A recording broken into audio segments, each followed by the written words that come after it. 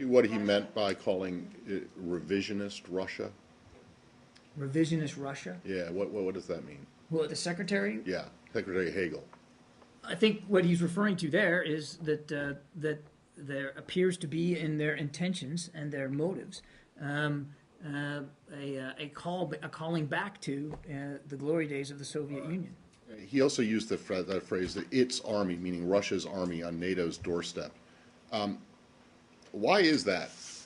Is it not logical to look at this and say the reason that the Russian army is on NATO, the Russian army is at NATO's doorstep is because NATO has expanded rather than the Russians expanding? That, in other words, NATO has moved closer to Russia rather than Russia moving closer to NATO? Is that not an accurate way to look at this? I think that's the way President Putin probably looks at it. It's certainly not the way that we look at it.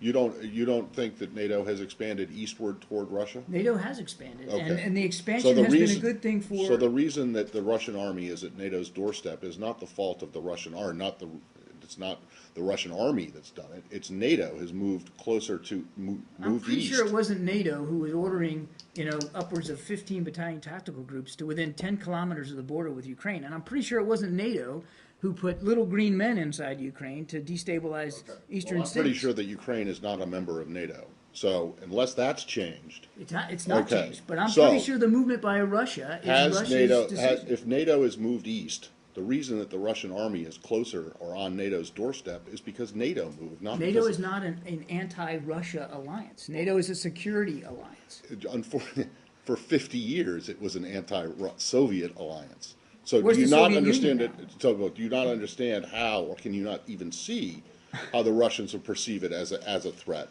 And the fact that it keeps getting closer to their border, while their troops, I mean, the places where their troops are, you say their troops are, and may have been in Ukraine and Georgia, are not NATO members. I'm not going to pretend to know what goes in President Putin's mind or Russian military commanders. I mean, I barely got a history degree at the University of South Florida. Right. What I can tell you is that NATO is a defensive alliance. It remains a defensive alliance. Fair enough, but it has moved east. Correct? I mean, that's just a fact. It has expanded, absolutely. Right, exactly. But there's no reason for anybody to think the expansion is a hostile or threatening move. And we've been saying that throughout the last 15 years, man. It's like you're moving closer to Russia, yet you're blaming the Russians for being close to NATO. No. That's exactly what Hagel said. We're blaming the Russians for violating the territorial integrity of Ukraine and destabilizing the security situation not a inside NATO Europe. member. Which is not a NATO member. I see to you Other on that countries point. feel threatened that are NATO members.